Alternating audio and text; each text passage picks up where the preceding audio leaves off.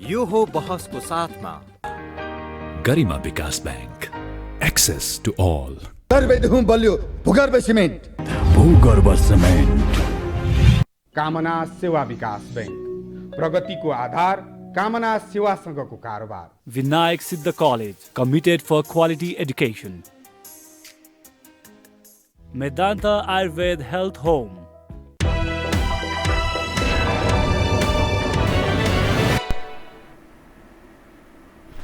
नमस्कार, यो बहसमा म यहाँहरूलाई हार्दिक स्वागत गर्दछु। जीवराम भण्डारी। आज यहाँहरू सामुन्ने उपस्थित हुनुहुन्छ प्राध्यापक डाक्टर हेमराज सुवेदी। उहाँलाई आज म एउटा सुरक्षा मामिलाका जानकारको रूपमा यहाँहरू सामुन्ने प्रस्तुत गर्ने जमर्को गरेको छु। त्रिभुवन विश्वविद्यालयमा झन्डै उहाँले 36 वर्ष प्राध्यापन गर्नुभयो।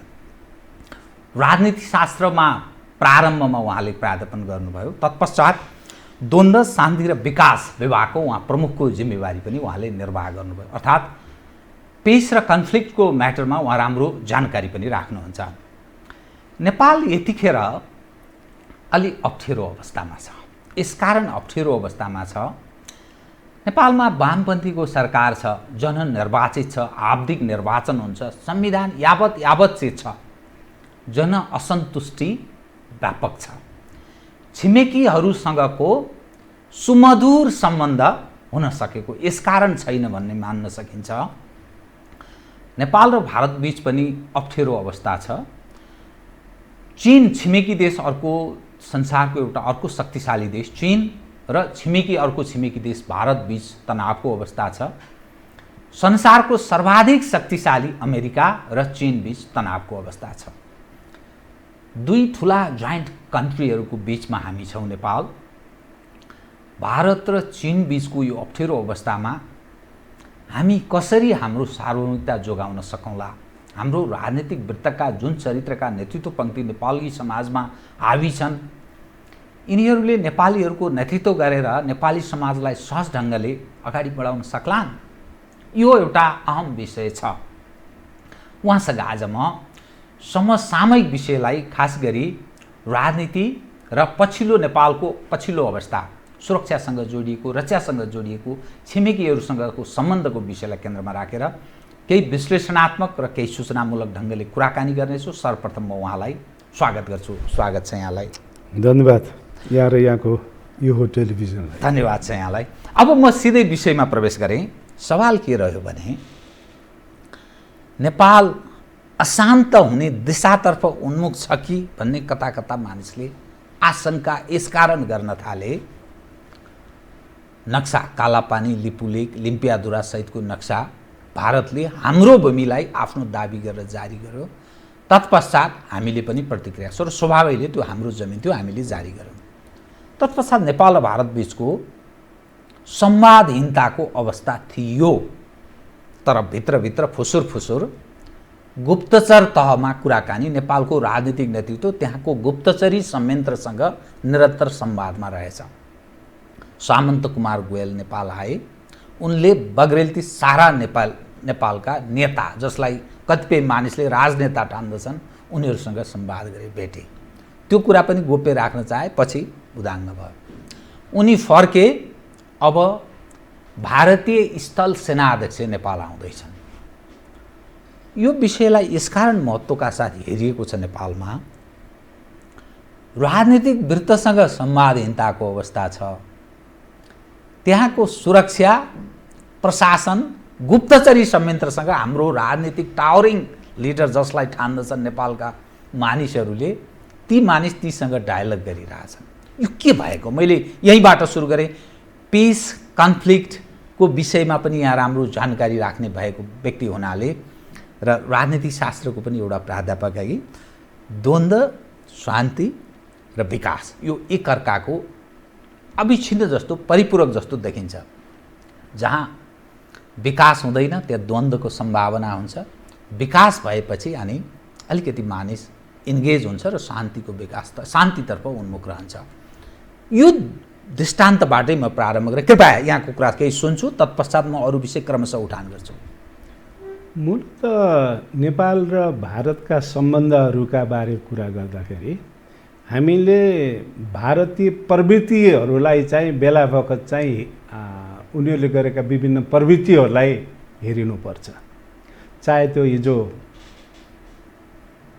1950 को सन्धिभन्दा अगाडिको अवस्था होस् अथवा 2046 को जनआन्दोलनमा उनीहरूले गरेको सहयोगको अवस्था होस् अथवा 2062-63 मा यो माओवादीहरूसँग र अथवा सात दलहरूसँग जुन किसिमको सम्झौतामा एउटा मध्यस्थताका भूमिका निर्वाह गरे त्यो आधारमा चाहिँ हामीले हेर्नुपर्छ जस्तो मलाई लाग्छ।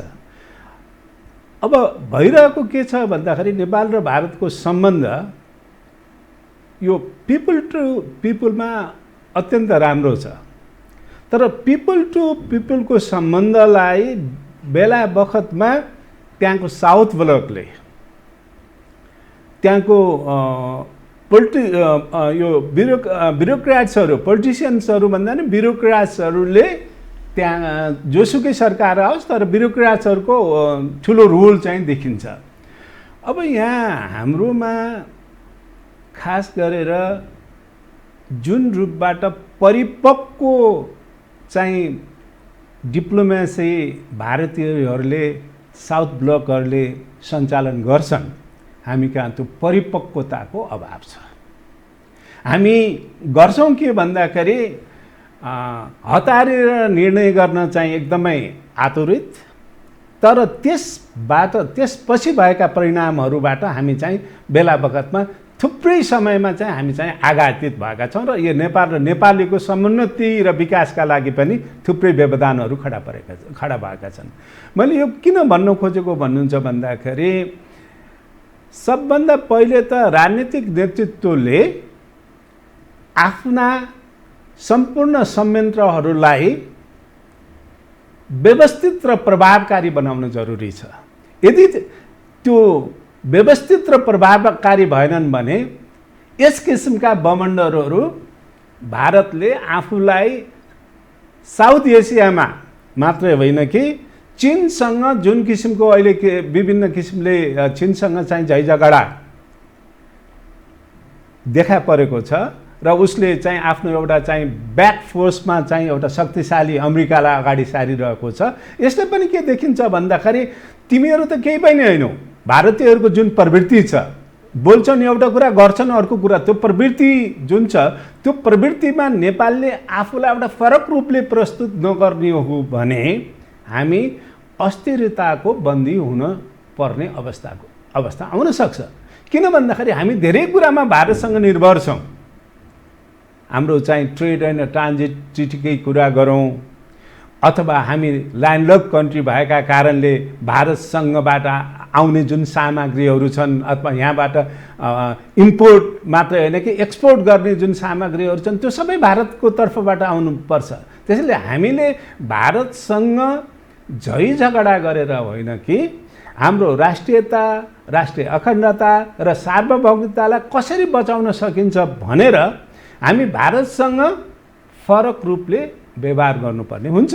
तर यो फरक रूपको व्यवहार बेला बखतमा देखाइएको छैन। फरक रूपको व्यवहार किन देखाइएको छैन भने सधैँ हामी के गर्छौँ भन्दाखेरि बच्चाको खेल खेलिरहेका छौँ। त्यो बच्चाको खेललाई उनीहरूले चाहिँ के गरिरहेका छन् भन्दा भारतीयहरूले त्यसलाई चाहिँ आफ्नो एउटा एसेटका रूपमा प्रस्तुत गरेर हामीलाई दिन प्रतिदिन कमजोर बनाएका छन्। यसले नेपाल र नेपाली चाहिँ अझ बढी कतै द्वन्द्वमा त जाने होइन नेपाल र भारतका कारणले। किन भन्दाखेरि हाम्रो भूभाग जुन 1816 को सुगौली सन्धिमा स्पष्ट रूपबाट भनिएको छ त्यो हाम्रो काली खोलाको काली नदी भनेर भनिएको छ। काली नदी को उतातिरको पश्चिमतिरको भूभाग बाहेक अरू सबै हाम्रो भूभाग भनेर जुन प्रष्ट रूपबाट भनिएको छ, भलै अहिले कुराहरू के देखिएको छ भन्दाखेरि डिटेल नोट्सहरूको अभाव छ हामी कहाँ। यहाँ त कस्तो भयो भन्नुहुन्छ भन्दाखेरि बोल्नेको चामल पिठो बिक्ने, नमल्नेको चामल नबिक्ने अवस्था अथवा हाम्रो भूभाग हामीले हाम्रो भूभागलाई हाम्रो भूभाग भन्दाखेरि पनि उनीहरूबाट जुन किसिमको अवरोध अथवा जुन रूपबाट उनीहरूले चाहिँ एउटा ढ्वाङ बजाउने अथवा मनपरी रूपले हामीलाई चाहिँ एउटा निकृष्ट शब्दहरू प्रयोग गर्ने जुन गरेका छन् नि त्यो एउटा गलत हो। किन भन्नुहुन्छ भन्दाखेरि हामीले त्यो बेलासम्म हामीले फर्दर नेपाल भारतको जुन सम्बन्धमा चाहे त्यो नाकाबन्दी होस् चाहे अन्य कुराहरूले हामी बेला बखतमा जुन हामी चाहिँ समस्यामा परिरहेका छौँ त्यो हुँदाहुँदै पनि नेपालले सदैव भारतसँग एउटा राम्रो सुमधुर सम्बन्ध गर्न खोजेको छ। भलै केही राजनीतिक नेताहरूका टिका टिप्पणीहरू अथवा बेला बखतका विभिन्न कुराहरूले नेपाल भारतको सम्बन्ध अप एन्ड डाउन चाहिँ भएको छ। त्यो राजाहरूको राजतन्त्रको बेला पनि भयो र त्यसपछि पनि देखा परेको छन्। तर ओभरअल रूपमा नेपाल भारतको सम्बन्ध चाहिँ राम्रो हुनुपर्छ, सुदृढ हुनुपर्छ भन्ने रूपमै हामी अगाडि बढेको छ। तर यहाँ के भयो भन्दाखेरि जब भारतले विगत वर्षमा यो भारतको संविधानको 370लाई खारेज गर्यो, धारा 370लाई खारेज गर्यो र त्यो खारेज सँगसँगै जम्मू कश्मीरका कुराहरूलाई जुन उनीहरूको आफ्नो चाहिँ भूभागमा समेटे र त्यो समेट्ने क्रम सँगसँगै उनीहरूले हाम्रो लिपुलेक, लिम्पुवाधारा र कालापानीलाई समेत उनीहरूले आफ्नो भूभागमा समेटेर नक्सा पेश गरे। हाम्रो अहिलेको मूलत कन्फ्लिक्टको अथवा हामी बिचको वैमनस्यता अथवा सम्बन्धमा उतार चढावको कारण चाहिँ उनीहरूका कारणले हो। तर यहाँ त के भयो भन्दा उनीहरूले चाहिँ हाम्रो भूभाग अथवा अर्को रूपबाट पनि हामीले हेरौँ नेपाल र भारतको सीमा जुन निर्धारण छ त्योमा सबैले उनीहरूले पनि भन्ने र हाम्रो निकायले नि भन्ने के हो भन्दा हामी 98% चाहिँ हाम्रो सीमा निर्धारण गरिसक्यौँ। केही कुरामा डिटेल्स चाहिँ नोट्सहरू अझै कमी कमजोरीहरू छन् हो। तर 2%मा जुन विवादित भूभाग हो कालापानी, लिपुलेक, लिम्पुवाधारा, सुस्ता लगायतका कुरा बाँकी छन् भन्दै हाम्रो भूभाग उनीहरूले राख्दाखेरि चाहिँ उनीहरूले ठिक गरेको हुने। हाम्रो सरकारले हाम्रो देशले त्यो भूभाग त हाम्रो हो भनेर हामीले त भन्यौँ कि परराष्ट्र मन्त्रालयले त्यहाँको निकायलाई सम्बन्धित निकायलाई नोट लेखेर पठाए। फेरि पनि अर्को दोस्रो पटक नोट लेखेर पठाए परराष्ट्र मन्त्रालयले। हामीले उनीहरूले वार्ताको लागि हामी यो डिसेम्बरको लास्ट के अरे 3rd विक अथवा 1st विक भनेर उनीहरूले चाहिँ डेटै उल्लेख गरेर दिए गत वर्ष। तर भारतले कुनै रेस्पोन्स गरेन। त रेस्पोन्स मात्र नगरेको होइन, उनीहरूले हामी एउटा वार्ताद्वारा यो समस्याको समाधान गर्न चाहन्छौँ भन्दाखेरि उनीहरूले चाहिँ त्यो नोटलाई कुनै मतलबै नराखिकन अनि पछाडि आएर अहिले त्यस पछाडि धेरै समयपछि अनि यो वार्ताबाटै गर्ने हो तर भनेर यसरी टालटुल अथवा नेपाललाई हामीले चाहिँ जसरी गरेर पनि हुन्छ, जसरी चाहिँ ट्रिट गरेर हुन्छ भन्ने जुन किसिमको चाहिँ त्यो साउथ ब्लक र त्यहाँको नेतागणहरूले जुन रूपबाट हेरे नि हेपा प्रवृत्ति। यो म अलिकति राइट, यहाँले ठिकै विषय उठान गरिरहनुपर्छ। म अलिकति इतिहाससँग जोड्छु। नरेन्द्र मोदी स्वयं नेपालमा पटक पटक आएको इतिहास छ। राजनीतिक तहबाटै नेपालको राजनीतिक नेतृत्वसँग डिल गर्ने प्रयत्न पनि भएको जस्तो पनि देखा पर्छ। सम्बन्ध बिग्रियो।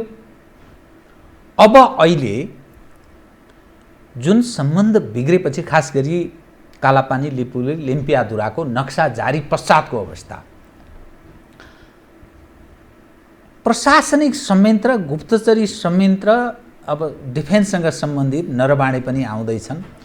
त्यो तहकोले नेपाल हेर्ने गरी जिम्मा लगाइदिएको जस्तो त्यस्तो अर्थ लाग्न थालेको छ नेपालको पछिल्लो अवस्था हेर्दा, भारतको हेर्ने नजर।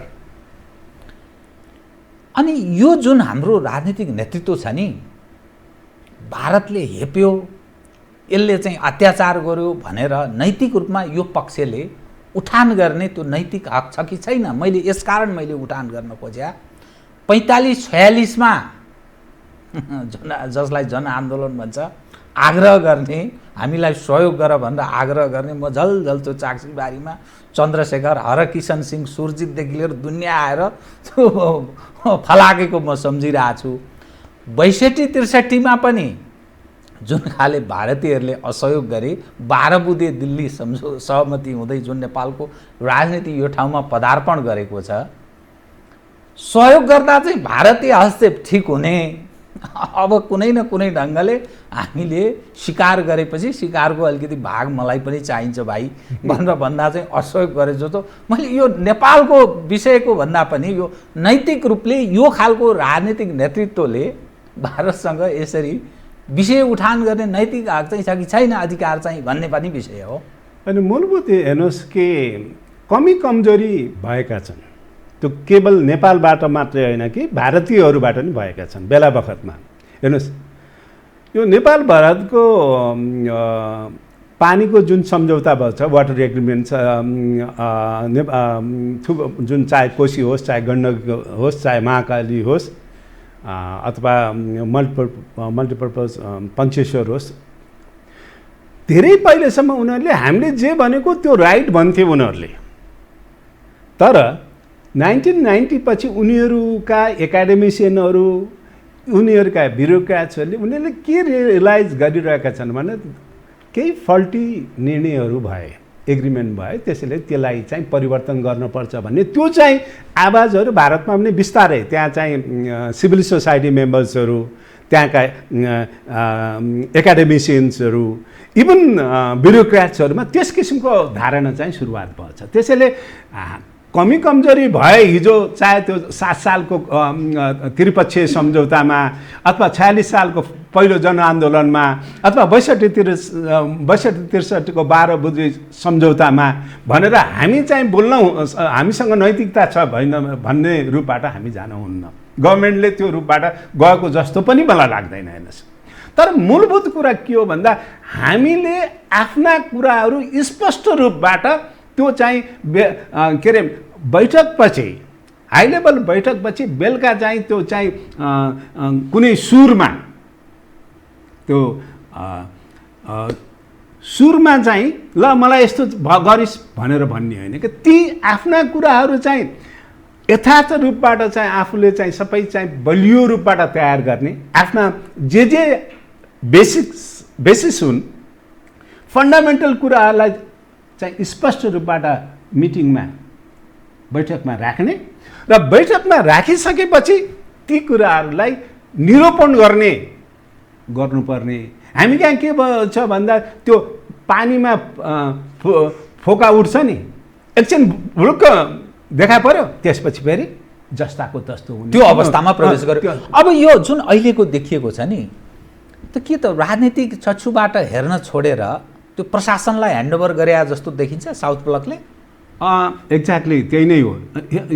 यहाँ देखिएको के भन्दाखेरि अहिले मूलभूत रूपबाट हाम्रो सरकार जुन 2/3 झन्डै 2/3 बहुमतको सरकार छ र मलाई बेला बखतमा सम्झना आउँछ, एकपल्ट प्रचण्डजीले के भन्नुभएको थियो भन्दाखेरि नेपालमा के चाहिँ जङ्गबहादुर जस्तो शासक चाहिन्छ नेपालको विकास र परिवर्तन गर्नको निम्ति, के चाहिँ एकदमै निरङ्कुश शासक चाहिन्छ भनेर उहाँले भन्नुभएको थियो। के भन्दा सरकारलाई अहिलेको जस्तो झन्डै 2/3 बहुमतको सरकार, योभन्दा शक्तिशाली सरकार नेपालमा चाहिँ मैले विश्लेषण गर्दा निकट भविष्यमा हुने चुनावले पनि त्यस किसिमको एउटा चाहिँ दरिलो, बलियो र शक्तिशाली सरकार आउँछ जस्तो मैले देखेको छैन। अहिलेको जुन किसिमको चाहिँ यो जनतामा निराशा छ, विकास निर्माणका कामहरू हुन सकेको छैनन्,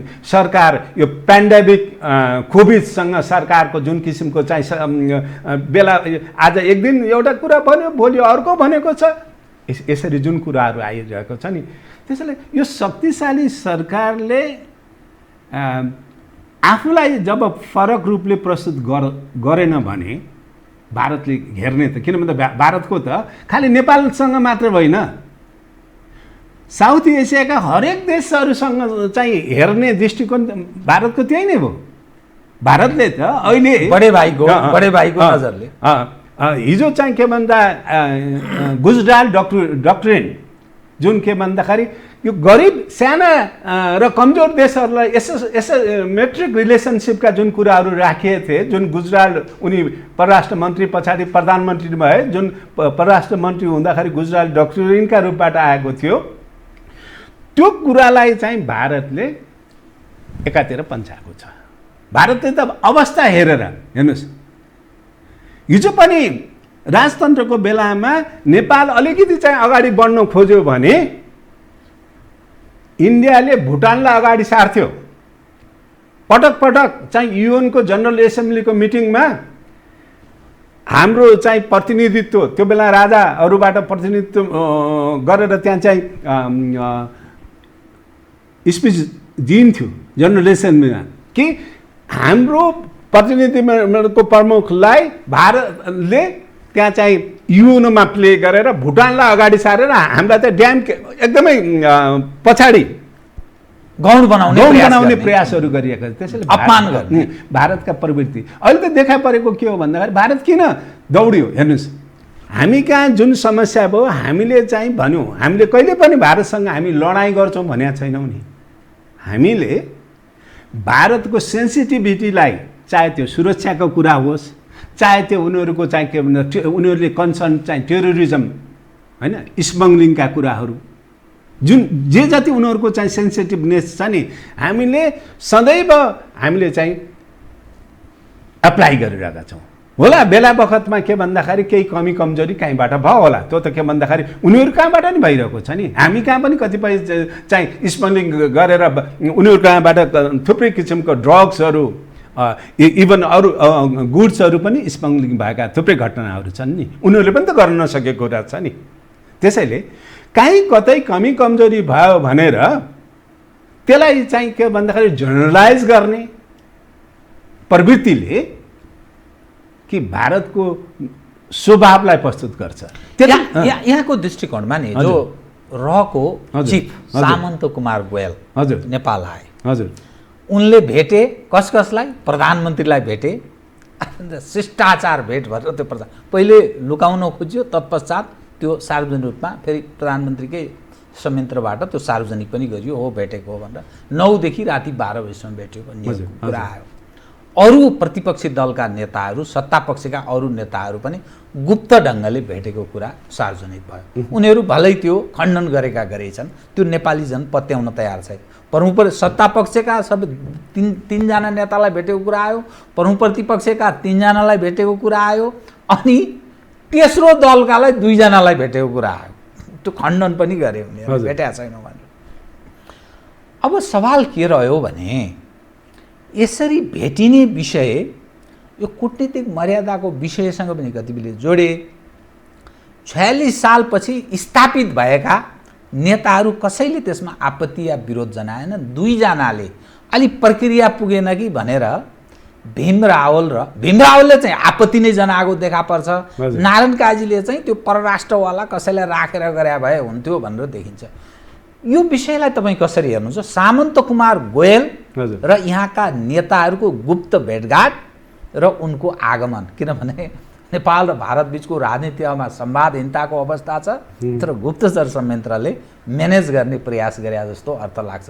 यो के हो? यो सुन्नुहोस् न, एउटा त कस्तो भयो भन्नुहुन्छ भन्दाखेरि जब हामीले संवादका कुरा गऱ्यौँ, परराष्ट्रले पनि त्यही रूपबाट आफ्ना कुराहरू चाहिँ भारतीय साउथ ब्लकमा चाहिँ समयमै चाहिँ नोटहरू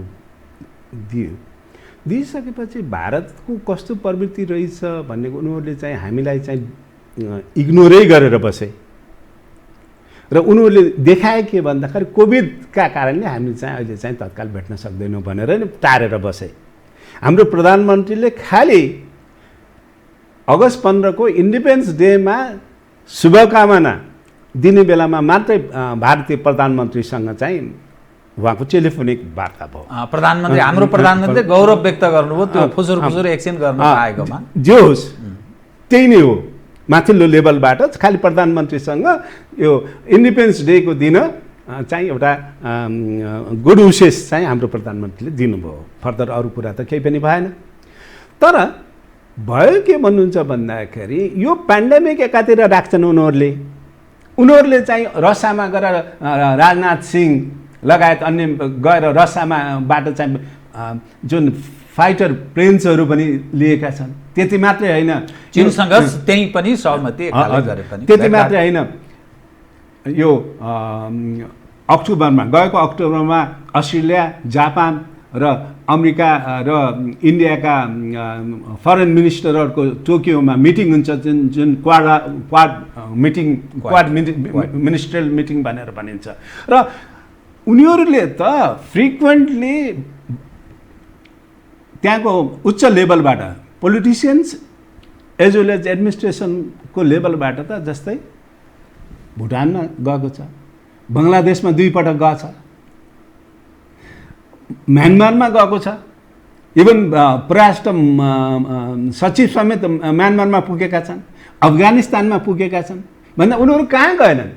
उनीहरूले नेपाललाई कुन रूपबाट हेरेका छन् भन्दा यसले प्रष्ट देखाउँछ के। त्यसैले अब जहाँसम्म छ के भन्दाखेरि यो भारतीय गुप्तचर प्रमुख रका चिफ सामन्त गोयलको नेपाल जुन आए, त्यो पनि के भन्दाखेरि सारा विश्वलाई चाहिँ नेपाली नागरिकहरूलाई त्यो थाहा पाउने जुन अधिकार हो नि, राइट अफ इन्फर्मेसन हो नि, त्यो पनि खालि विशेष विमान आउँदैछ दिउँसो बुधबार 1 बजे र त्यसको लागि चाहिँ व्यवस्थाका लागि चाहिँ पर्यटन मन्त्रालयमा एउटा चिठी चाहिँ जाने मात्रै भयो। को आउँदैछ, किन आउँदैछ, यी सबै कुराहरू यो बेइमानी हो कि होइन?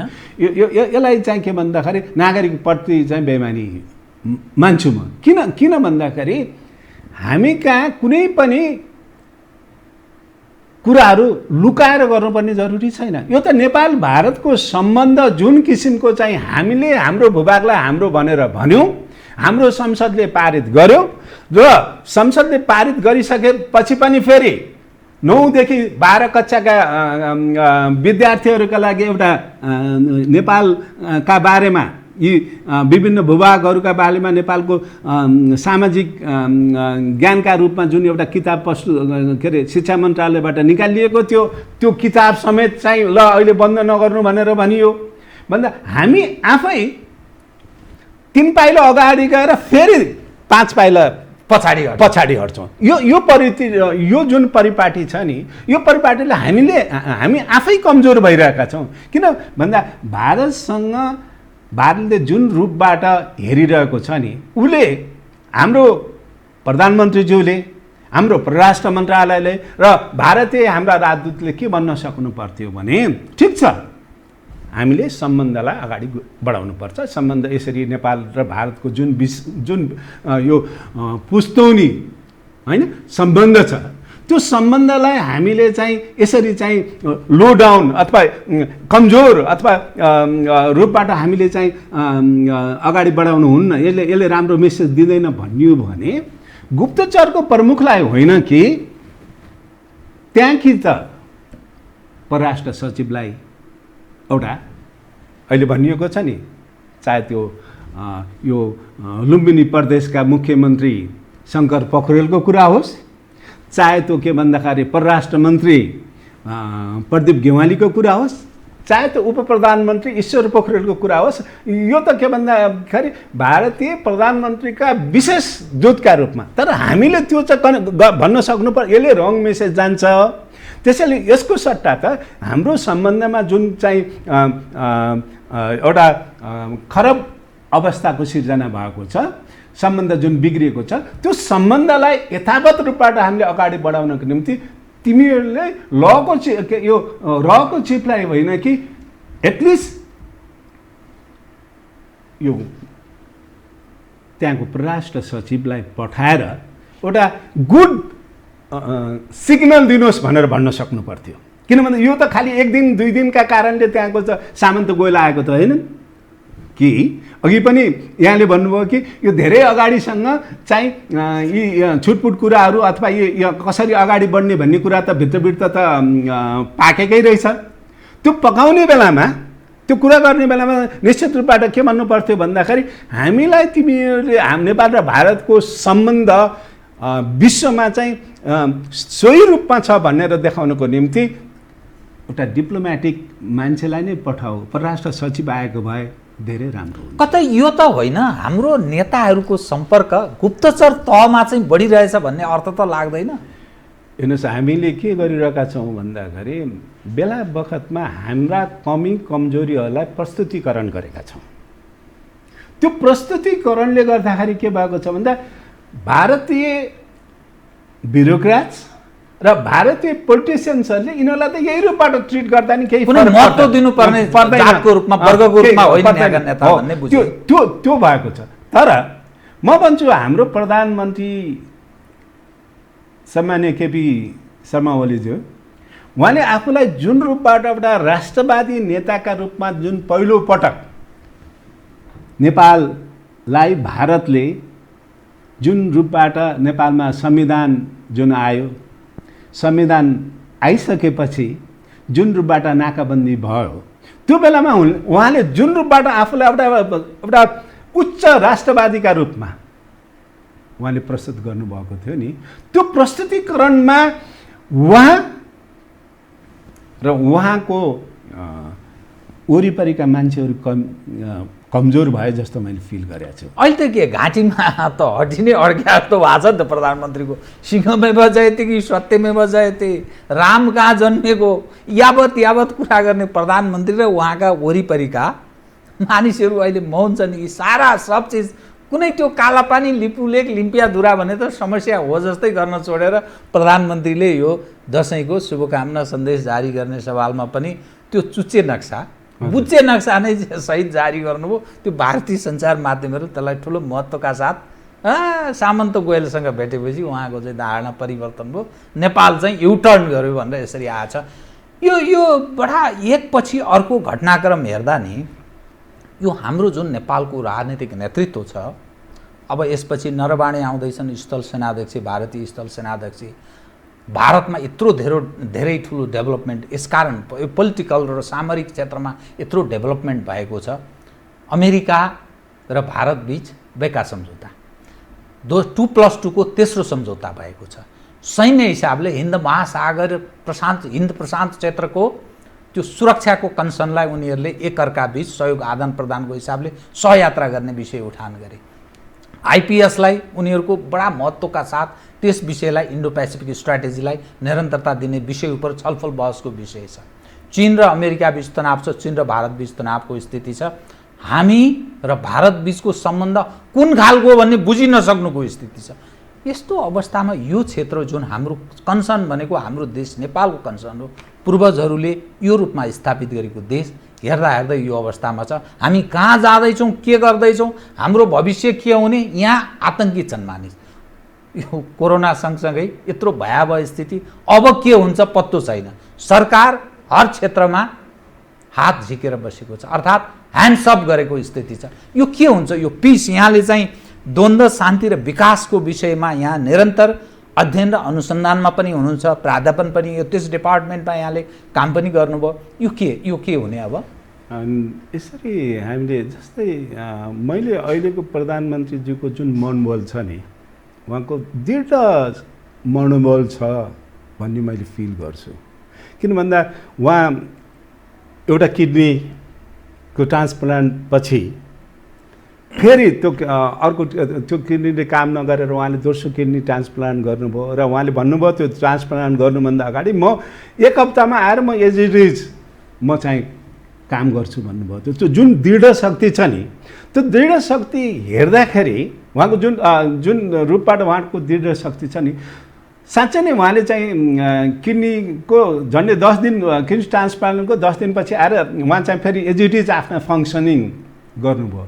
अब उहाँ कमजोर हुनुहुन्छ जस्तो मलाई लाग्दैन। यसरी हेर्दा उहाँको भौतिक शरीर र मानसिक अवस्था हेर्दाखेरि चाहिँ उहाँ एकदम उहाँसँग उहाँलाई चाहिँ जुन रोगले जुन किसिमले उहाँलाई चाहिँ गाँजे पनि उहाँसँग त्यो किसिमको रोगसँग लड्न सक्ने क्षमता जुन छ नि र त्यो रूपबाट उहाँले आफूलाई चाहिँ अगाडि चाहिँ नेपालको उन्नति र विकासका लागि पनि लाग्नु पर्ने हो। तर यहाँ के भयो भन्नुहुन्छ भन्दाखेरि हामीले के गर्यौँ भन्दा हरेक कुराहरूलाई सधैँ प्राइम मिनिस्टरको त्यस्तो त देखिँदैन। उहाँको पार्टीभित्र पनि राम्रो अवस्था छैन, कुन बेला पार्टीले एक्सन गर्छ भन्ने स्थितिमा छ। उहाँ क्रमशः कमजोर हुँदै गए जस्तो पनि देखा पर्छ। भारतसँगको सम्बन्धको विषयमा पनि मान्छेले बुझि नसक्ने स्थिति देखियो। केपी ओलीको सम्बन्ध भारतसँगको के हो, यो कहिले अब भारतीयहरू उत्तरतर्फ जोड्छन्, कहिले के, अहिले फेरि ठ्याम्मै हात खुट्टा सबै लत्ता छोड्ने भन्छ नि, लत्ता छोडेको जस्तो पनि देखा पर्छ। के हो यो? सुन्नुहोस् न, एउटा कुरा कस्तो छ, उहाँ कमजोर पार्टीमा कसरी हुनुभयो र? उहाँले पार्टीले जे पार्टी भन्दा नि उहाँले जे चाहनुहुन्छ ती कुराहरू भइरहेछन्। बाहिरका होइन, जे कुरा पार्टीमा भए पनि उहाँ चाहिँ एक्लियो भनेर भने पनि यथार्थमा त होइन। उहाँ पार्टीको अध्यक्ष पनि हुनुहुन्छ। उहाँलाई पार्टीले ल अबको 2.5 वर्ष पनि अब जति छ यो पदावधि त्यो सबै प्रधानमन्त्री तपाईँ हुने भनेरै भनिएको छ र उहाँले हरेक निर्णय त्यही रूपबाट गर्नुभएको आफू अनुकूलको गरिरहनु भएको छ। त्यसमा चाहिँ के भन्दाखेरि कसैले विरोध गरे पनि उहाँले त्यसलाई चाहिँ कुनै मतलब राख्नु भएको छैन। त्यसैले उहाँ चाहिँ त्यसरी कमजोर हुनुहुन्छ पार्टीमा अथवा सरकार चलाउनेमा होइन। तर नेपाल र नेपालीको उन्नति र विकासका लागि, ओभरअल नेपालको डेभलपमेन्टका लागि चाहिँ उहाँले गरेका प्रयासहरू हुन त भन्नुभयो समृद्ध नेपाल सुखी नेपाली, तर त्यो बोलेर मात्रै समृद्ध र सुखी नेपाल त हुँदैन।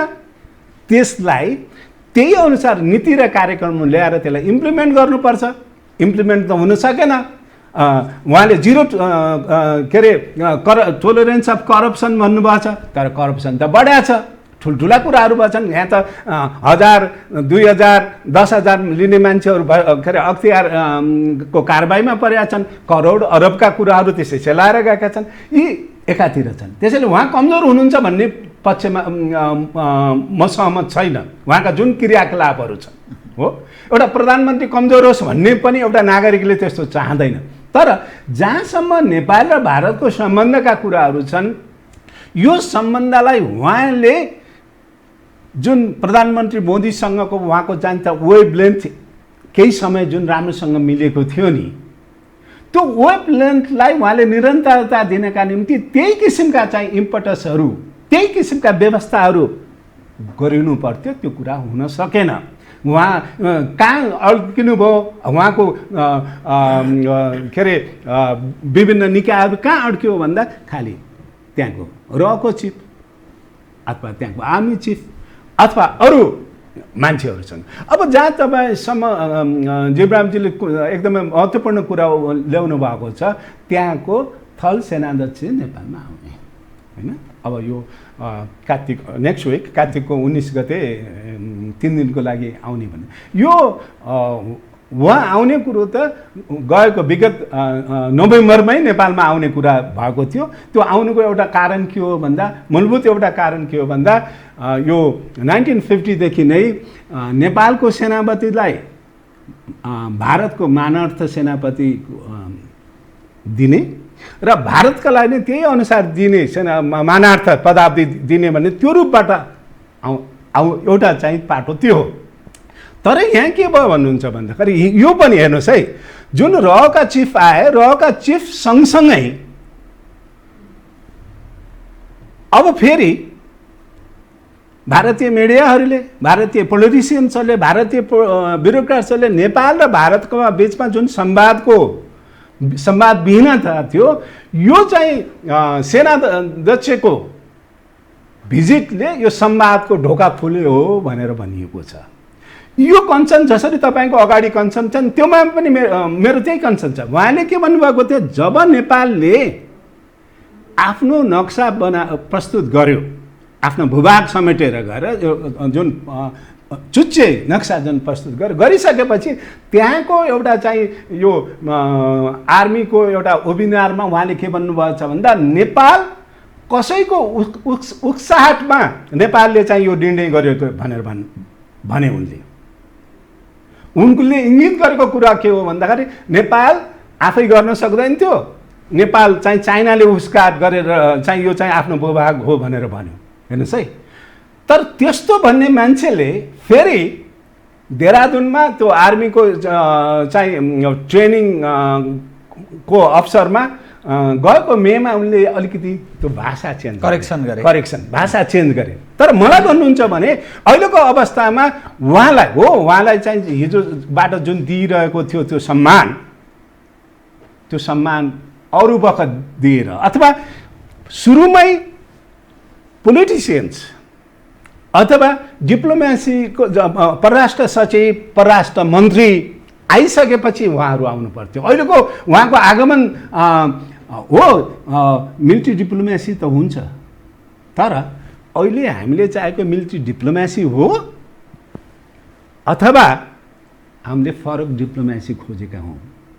त्यसैले अहिलेको उहाँको भिजिट समय सान्दर्भिक होइन जस्तो मलाई लाग्छ।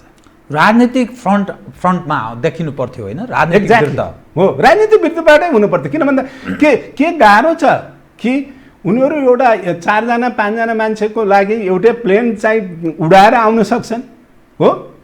परराष्ट्र सचिव आए हुन्थ्यो, परराष्ट्र मन्त्री आए हुन्थ्यो। हाम्रो त्रुटि देखिन्छ कि उनीहरूको त्रुटि देखिन्छ अथवा के? हाम्रो त्रुटि भन्दा पनि उनीहरूले यो हामी ठुलो दाइ हौँ गनेनन् यहाँको पक्षलाई कुनै महत्त्व दिन चाहेनन् राजनीतिक वृत्तलाई। हजुर, हामी बिग ब्रदर हौँ, त्यसैले ठुलो दाजुले सानो भाइहरूलाई जे गरे नि हुन्छ, पिटे नि हुन्छ, मारे नि हुन्छ, कुटे नि हुन्छ भन्ने जुन प्रवृत्ति छ नि त्यो पारिवारिक प्रवृत्ति त्यो राज्यका बिचमा पनि त्यसरी चाहिँ अगाडि बढ्यो। र जुन चाहिँ के भन्दा यसले भारतलाई समेत कालान्तरमा ठुलो समस्या पर्छ। किन भन्दाखेरि भारतले के रूपबाट हेरिनुहुन्न भन्दाखेरि नेपाल त हामीले जे चाह्यो त्यही गर्नुपर्छ भन्ने होइन, हाम्रो स्ट्राटेजिकल महत्त्व यति ठुलो छ, त्यो छ भन्ने हामीले दर्शाउन सकेका छौँ र हाम्रो स्ट्राटेजिक महत्त्व छ भनेर कहीँ देखाउन सकेका छौँ। हिजो कोल्ड वार भन्दा अगाडि अथवा कोल्ड वार पछाडि पनि नेपालमा त्यो त सबल नेताहरू थिएन र अमेरिकीहरूको इन्ट्रेस्ट अथवा के युरोपियनहरूको इन्ट्रेस्ट जुन रूपबाट नेपालमा बढेको थियो हो। त्यसको एउटा कारण के हो भन्दाखेरि अमेरिकीहरूले तिब्बतका कारणले तिब्बतियन रिफ्युजीहरूलाई अपलिफ्ट गर्ने अथवा त्यहाँ चाहिँ चाइना यो अटोनोमस तिब्बत अटोनोमस रिजनमा आफ्नो के अरे तिब्बतियन रिफ्युजीहरूलाई त्यहाँ चाहिँ संरक्षित गरेर उनीहरूलाई त्यो चाहिँ विद्रोहमा सामेल गराउने रूपमा पनि खम्पा आन्दोलन जुन सुरुवात भएको थियो ती दृष्टिकोणले पनि हो। तर हेर्नुहोस् न, एउटा कुरा के छ भन्दाखेरि यदि इन्डिया भोलि युएनओमा शक्तिशाली पावरका रूपमा अथवा जुन भिटो पावर भनेर भनिन्छ कि इन्डिया ब्राजिल लगायत विश्वका केही देशहरू जुन युएनओको जुन यो स्ट्रक्चरल चेन्ज गर्ने भनेर जुन भनिन्छ त्यो गर्नको निम्ति नि नेपालको सहयोग चाहिँदैन। यदि ऊ सुरक्षा परिषदमा जाने स्थायी अथवा अरू कुराहरू पनि छन्। हामीले हेर्नुहोस्, इन्डिया र चाइनाका बिचमा 3440 किलोमिटर बोर्डर सीमा छ र त्यो सीमा विवादहरू थुप्रै छन् हो। र सीमा पनि कस्तो भयो भन्दा त्यो उच्च हिमाली भाग जहाँ नदी अनि ताल तलैया अनि हिउँले ढाकेका भूभाग यी सबको कारणले गर्दा त्यो सीमा चाहिँ बेला बखतमा परिवर्तन हुन्छ हो। जबकि नेपाल र भारतका बिचको सीमा बोर्डर भनेको 1800 किलोमिटर हो। हामीले हेर्नुहोस्, यो 1800 किलोमिटरमा खालि इन्डियालाई मात्र होइन, इन्डिया नेपाल चाइना नेपालको जुन बोर्डरबाट हामीले जुन चाहिँ दुवै देशका लागि सुरक्षा कवचका रूपमा हामीले काम गरेका छौँ नि यदि चाइनालाई पनि इन्डियालाई पनि यो भूभागमा नेपाल र भारत र नेपाल र चिनको भूभागमा यदि उनीहरूले चाहिँ सुरक्षामा खर्च गर्नु परेको भए अहिलेकोमा डबल खर्च गर्नु पर्थ्यो। त्यो अवस्था त हुन्थ्यो नि। हामीले के उनीहरूले विवेक पुर्याउनु पर्ने विषय भारतीयहरूले हाम्रो यति महत्त्व छ भन्ने। हामी के भन्दाखेरि भारतीयहरूसँग हामीले कहिले पनि हामीले चाहिँ युद्ध गर्न चाहेका छैनौँ। भलै हामी प्रताडित छौँ। हामी बेला बखतमा हेर्नुहोस् नेपालमा संविधान चाहिँ 97% जनता के अरे उसको यो कन्स्टिट्युसन एसेम्ब्लीका मान्छेहरूले पारित गर्दाखेरि पनि उनीहरूका चाहिँ 60%ले हुँदाखेरि पनि संविधान ठिक हुने कुरा त थुप्रै छन् नि। तर त्यसलाई हामीले म्याग्निफाई गर्न खोजेका छैनौँ। हामीले त के गर्न खोजेका छौँ भन्दा नेपाल र भारत बिचको सम्बन्ध जुन छ त्यो सम्बन्ध प्रगाढ रूपबाट अगाडि बढ्नुपर्छ। यहाँको मैले अर्को ध्यान एउटा आकृष्ट गराउन चाहेँ, यो आम दर्शकको पनि एउटा जिज्ञासा हुनसक्छ, जो मानार्थ महारथी लिने र दिने जुन चलन हामीले चलायौँ त्यसको अब औचित्य निरन्तरता जरुरी छ। यसकारण मैले यो विषय उठान गर्न खोजेको हो। सचित शमशेर जबरा जुन बेला नेपाली सेनाको कमान्डर इन चिफ हुनुहुँदो रहेछ उहाँलाई दिएको रहेनछ, भारतले दिएन। किनभने नेपाल र भारत बीच समस्या भयो, चीनसँग अलि अलग खालको सम्बन्ध स्थापना अथवा हतियार चीनबाट नेपालले ल्यायो भन्ने बाहनामा नदिएको। त्यस्तो नाकाबन्दी पटक पटक नेपालका विरुद्धमा भएको छ भारतबाट। यो खालको यो ढोंगी नौटङ्की यो के जरुरी थियो? यो जरुरी छ अझै पनि होइन। हाम्रो सम्बन्ध चाहिँ यो कल्चरल रिलिजियस लगायत यो जुन ओपन बोर्डर छ, नेपालीहरू भारत जाँदा भारतीयहरू नेपाल आउँदा जुन चाहिँ कुनै चाहिँ पासपोर्ट भिसा सिस्टम आदिको त्यो नागरिक तहको सम्बन्ध सरकार बिच त सधैँ अप्ठ्यारो स्थितिबाट गुज्रिएको छ। सरकार सम्बन्धमा पनि बेला बखतमा उनीहरूले हामीलाई चाहिँ कैँची त्यो घोडा चढ्दाखेरि त्यो चाहिँ लगाम लाएर एकदमै जबरजस्त कुर्रा लगाउने छ नि, त्यो प्रवृत्ति भारतीयहरूको छ। हेर्नुहोस् त्यसैले अहिले तत्कालै यो भइरहेको व्यवस्था पञ्चायत कालमा 2 पटक नाकाबन्दी भएको रहेछ, बहुदल आएपछि 1 पटक नाकाबन्दी अर्थात् तेस्रो नाकाबन्दी हामीले बेहोरेका छौँ। पञ्चायतको बेलामा 3 पटक सायद मैले पञ्चायत बेला 3 पटक नाकाबन्दी भएको छ। त्यो मूलतः के छ भने यहाँको शासन सत्ता परिवर्तनका लागि आफ्नो अनुकूलको यहाँको राजनीतिक नेतृत्व स्थापित गर्ने र आफ्नो अनुकूलको शासन स्थापनाका लागि उनीहरूले निरन्तर यो प्रयास गरेका देखिन्छ। अनि यो के खालको सम्बन्ध? असल सम्बन्ध, भाइचारा, असाध्य छिमेकी, प्रगाढ, हर चिज हामी फुँदा जोड्छौँ, तर यस्तो देखा पर्छ। यो के हो? अनि यो कस्तो छ भन्नुहुन्छ भन्दाखेरि समस्या कहाँ छ भन्नुहुन्छ भने जस्तै अघि के सचेत शमशेरलाई चाहिँ यो मानार्थ पदवी नदिएको रहेछ नि भनेर जुन यहाँले भन्नुभयो, हिस्टोरिकल त्यो चाहिँ हिस्ट्रीमा छ। त्यो हो।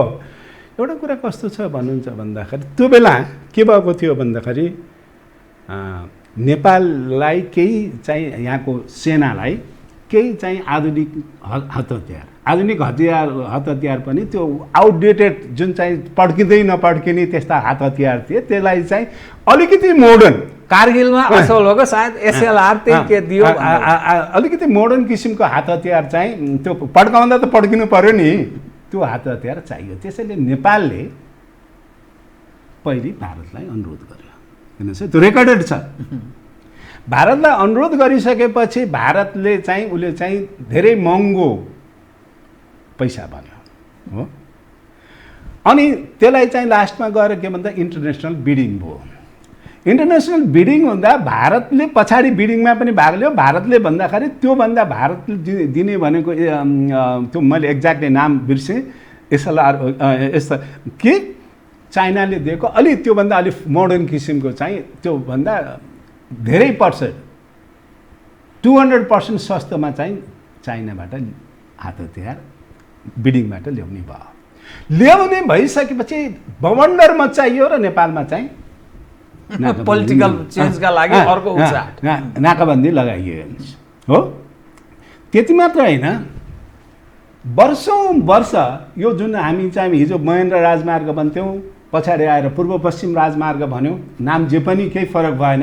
त्यो एक नेपाली हिजो नेपालभित्रै आउने भारत भएर आउने नेपालबाट भारत जाने फेरि नेपाल आउने यस्तो थियो। त्यो अन्त्यको लागि धेरै पहिलेदेखि चाहिँ यो चाहिँ पूर्व पश्चिम राजमार्गको कुहुलपुर बनबासा सडक बनाउनका निम्ति भारतलाई धेरै पटक कोसिस गरिएको थियो। भारतको चाहना के भन्दाखेरि तिमीले चाइनालाई नदेऊ है, चाइना अब भने त तिनीहरूले हाम्रा सबै सेक्युरिटीका सबै कुराहरू चाहिँ डाटाजहरूदेखि लिएर हरेक कुरामा उनीहरूको इन्फ्लुएन्स हुन्छ, यो हाम्रो चाहिँ सेक्युरिटी को एगेन्स्ट हुन्छ भन्ने रूपबाट। त्यसैले हामीले पटक पटक भारतीयहरूलाई हामीले यो बाटोको लागि आवश्यकताका कुरा गऱ्यौँ, किन भन्दा नेपालको सुदूरपश्चिम क्षेत्रका मान्छेहरू इन्डिया गएर नेपालबाट इन्डिया जाने फेरि नेपाल नि यसरी आउने जाने गर्नु पर्थ्यो। हेर्नुहोस्, जब उनीहरूले बनाइदिएनन्, 20औं वर्ष बनाइदिएनन्, नबनाइदिएपछि त्यो बेलाको पञ्चायतको सरकारले चाहिँ यो चाहिँ फेरि इन्टरनेसनल बिड गर्यो। त्यो बेलामा भारत पनि समाविष्ट थियो, चाइना पनि समाविष्ट थियो, तर चाइनाको कोटेसन्स भारतीय र अन्यको कोटेसनभन्दा कम थियो र नेपाल सरकारले त्यो चाइनिज पार्टीलाई दिने भनेर नेपालको परराष्ट्र मन्त्रालयको थ्रु, चाइनिज एम्बेसीको थ्रु त्यो पार्टीलाई हामीले दिने भनेर निर्णय गऱ्यौँ। हेर्नुहोस्, निर्णय गरिसकेपछि भारतमा राजीव गान्धी प्रधानमन्त्री थिए, त्यसपछि भारतमा ठुलो तहल्का मच्यो, लो नेपाल त पुरै चाइनाको कब्जामा जान लाग्यो भनिसकेपछि पछाडि हामीले क्यान्सल गरेर पैसा तिरेका छौँ, रेकर्ड हेरियोस्, त्यसलाई हर्जाना तिरेका छौँ त्यो कन्स्ट्रक्सन कम्पनीलाई। र राजीव गान्धीको सरकारले, कांग्रेसको सरकारले नेपालमा बनाइदिन्छु भने त्यो पनि फेरि भारतलाई दिनु पर्यो। हेर्नुहोस्, त्यो पनि एउटा निश्चित 5 वर्षसम्ममा बनाइदिन्छु भने 15 वर्ष बनाइदिएन। हेर्नुहोस्, यो कुरालाई इतिहास साँची छ। म कार्यक्रमको ठिक अन्त्यमा एउटा विषय उठान गरिदिन्छु एकदम संक्षिप्तमा कृपया। हजुर, आन्तरिक स्थिति कस्तो छ भने नेपाल कम्युनिस्ट पार्टी नेकपाभित्र तनावको स्थिति छ। हजुर, प्रचण्डजी एनी टाइम ओलीजीलाई निकाल्न चाहनुहुन्छ, माधवजीको त्यही अवस्था छ, ओलीजी निरन्तरता चाहनुहुन्छ। नेकपाभित्रको आन्तरिक अवस्था कुन बेला त्यो पार्टीमा के हुन्छ टुङ्गो छैन। नेपाली काङ्ग्रेस प्रमुख प्रतिपक्ष जुन छ त्यो प्रमुख प्रतिपक्षको भूमिका निर्वाह गरेको छैन, गर्न सकेको छैन उसले। त्यहाँभित्र पनि आन्तरिक लडाइँ छ। आगामी महाधिवेशन कसले पार्टी कब्जा गर्ने त्यो खाले छ। बाह्य छाया दुवै पार्टीमा त्यत्तिकै छ। अर्को तेस्रो मधेस केन्द्रित भनिने दल अब त्यस्तै छ, त्यसको अब केन्द्रीय राजनीतिमा खासै महत्त्वपूर्ण भूमिका छैन, तर क्षेत्रीय स्तरमा उसले अर्को खाले भूमिका निर्वाह गर्न सक्ने स्थिति छ। यो समग्र हेर्दा नेपाली जन बडा असन्तुष्ट किन छन् भने कोभिड-19 का कारण खाने लाउने सारा बेरोजगार, हर हिसाब 50औं लाख मानिस बेरोजगारको अवस्था छ।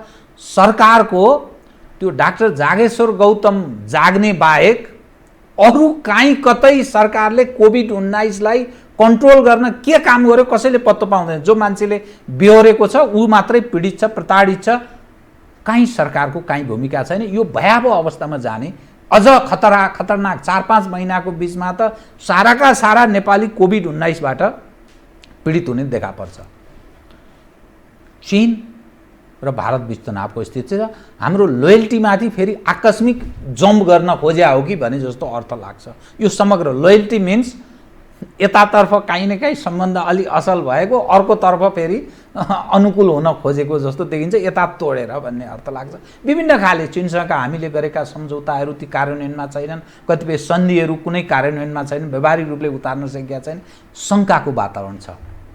भारत र अमेरिका जस्तो शक्तिशाली देश एउटा सम्झौतामा अर्को खाले रणनीतिक हिसाबले महत्त्व राख्ने रक्षासँग सम्बन्धित विषय, यस क्षेत्रको सुरक्षाको विषयलाई लिएर सैन्य ताकत बीच सुरक्षा आदान प्रदानको, यस्तो हतियारको आदान प्रदानको यो अवस्थामा प्रवेश गरेका छ। हामी कहीँ छैन। यस्तो अवस्थामा नेपालको राजनीति कहाँ पदार्पण गर्न सक्छ?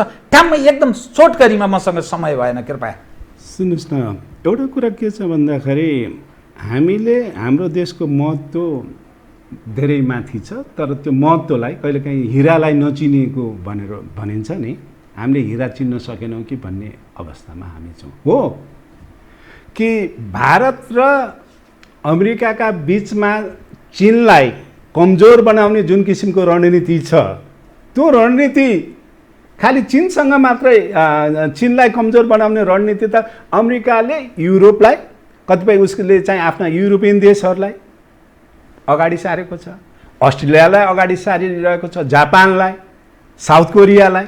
त्यसबाहेक पनि कि पोम्पियोको यो भारतको भ्रमण सिद्धिँदा साथ श्रीलङ्का, मालदिप्स र इन्डोनेसियाको भिजिट छ। यसले के देखाउँछ भन्दा कसरी चाहिँ बढ्दो आर्थिक र सैन्य चीनको शक्तिलाई कमजोर बनाउने, कन्टेन गर्ने। यो रिजनमा मात्रै होइन, एसियामा मात्रै होइन, इस्ट एसियामा मात्रै होइन, साउथ एसियामा मात्रै, होल ग्लोबमा भन्ने जुन किसिमको छ। तर हामीले विचार गर्नुपर्ने कुरा के छ भन्दाखेरि हेर्नुहोस् कि हामीले चीन र भारतसँग एउटाका विरुद्ध अर्कालाई युज गरेर होइन कि हाम्रो स्वतन्त्रता, सार्वभौमिकतालाई अक्षुण्ण कायम राख्नका निम्ति र सरकारले जुन किसिमको यो जनतामा निराशा छ, निराशा त हुने भयो नि, भोका छन्, नाङ्गा छन् कि यो कोभिडका कारणले झन्डै 8 महिनाको जुन यो विकराल परिस्थिति छ, मान्छेले यो ट्याक्सी चलाउनेले ट्याक्सी चलाउन पाएको छैन, बस चलाउनेले बस चलाउन पाएको छैन, होटल चलाउनेले होटल चलाउन पाएको छैन, अथवा हरेक बन्द व्यापार व्यवसायहरू सबका बन्द छन्, काम गर्नेले काम गर्न पाएको छैन, भोको छ, नाङ्गो छ। यो अवस्थामा सरकारको महत्त्वपूर्ण काम के हुन्छ भन्दा पहिलो प्राथमिकता नै यी भोका नाङ्गा मान्छेहरूलाई कसरी चाहिँ उनीहरूलाई खानपिनको व्यवस्था गरिदिने र सँगसँगै सरकारले म चाहिँ औषधि गर्दिनँ अथवा स्वास्थ्य उपचार गर्दिनँ भनेर भन्न सक्दैन। तर सबै भन्यो त, अब गरेन, अब के गर्ने त? सुन्नुहोस् न, भन्दैमा त अनि त्यसपछि केही गरेको छैन, गरेकै छैन बाबा। सुन्नुहोस् न, म सक्दैन, अब सरकारले केही पनि गर्न सक्दैन, आफै गर भनेर भने। अमेरिकामा एउटा भनाइ छ के, चुनावको बेलामा जब चाहिँ त्यहाँका चाहिँ चाहे काउन्टीका मेयरहरूले होस्, चाहे त्यो हाउस अफ रिप्रेजेन्टेटिभको मान्छेले होस्, चाहे सेनेटर होस्, चाहे राष्ट्रपतिले होस्, जसले उनीहरू के भन्छन् भन्दाखेरि कम नोभेम्बर आई विल रिमेम्बर भन्छन् के हो। उनीहरूको भनाइको अर्थ त हरेक 2 वर्ष र हरेक 4 वर्षमा चाहिँ त्यहाँ चाहिँ आध्यात्मिक निर्वाचन हुन्छ र त्यो निर्वाचनमा उनले के भन्छन्, भोलिका दिनमा देख्ने कुरा हो, तैँले काम गरिनस् भने पख्ताना पछि जनताले जनता। त्यसले अब जनता सर्वशक्तिमान हुन्। हेर्नुहोस् भारत त कस्तो हो भने त्यही भुटानमा त्यहाँको राजा नाम मात्रको राजा होइन, राजा पावरफुल। भुटानमा चाहिँ प्रजातन्त्र नचाहिने, हेर्नुहोस् नेपालमा प्रजातन्त्र चाहिने, प्रजातन्त्र चाहिन्छ हामीलाई, तर ऊ साँच्चै एउटा के भन्दा largest democracy in the world हो भनेर आफूलाई चाहिँ कहलाउन चाहन्छ भने त भुटानमा प्रजातन्त्र किन नचाहिने? भुटानी शरणार्थीको बारेमा किन चुप लाएर बस्ने भारत? हेर्नुहोस् त्यसैले एउटा कुरा के छ भन्दाखेरि समष्टिगत रूपमा भन्दाखेरि नेपालमा जुन अहिलेको जुन सरकार छ त्यो सरकारका पार्टीका बिचमा जुन समस्या छन् अथवा विपक्षी पार्टी जुन कमजोर भइरहेको छ, यावत कुराहरू छन्। तर यावत कुरा हुँदाहुँदै पनि सरकारले जनतालाई निरन्तर रूपबाट प्रभावकारी रूपमा डेलिभरी दिन सक्नुपर्छ, डेलिभरी दिनुपर्छ। सरकार म स्वास्थ्य उपचार दिन्न, म तँलाई खाना दिन्न अथवा म तँलाई चाहिँ अरू सुविधा दिन्न भनेर सरकार यदि पन्छिनियो भने हिजो जसरी 46 साल भयो, 62-63 भयो अथवा अरू यस्ता किसिमका राजनीतिक उथलपुथल फेरि नेपालमा हुन्न भनेर कसैले चाहिँ नजरअन्दाज गर्न मिल्छ जस्तो मलाई लाग्दैन। हस्, कार्यक्रममा आइदिनु बहुत धन्यवाद छ यहाँलाई। हस्, थ्याङ्क यू। आदरणीय दर्शकवृन्द, उहाँ हुनुहुन्थ्यो प्राध्यापक डाक्टर हेमराज सुवेदी, द्वन्द्व मामिलाका जानकार एउटा प्राध्यापक। त्रिभुवन विश्वविद्यालयमा 36 वर्ष उहाँले प्राध्यापन गर्नुभयो। म सहित मेरो सम्पूर्ण युनिटलाई कार्यक्रमबाट बिदा दिनुहोस्, तर यो हो टेलिभिजन, हेर्दै रहनुहोला। नमस्कार।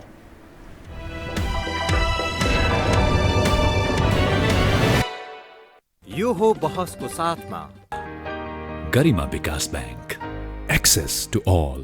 गर्भेदहुँ बलियो भूगर्भ सिमेन्ट, भूगर्भ सिमेन्ट। कामना सेवा विकास बैंक, प्रगतिको आधार कामना सेवासँगको कारोबार। Vinayak Siddha College, committed for quality education.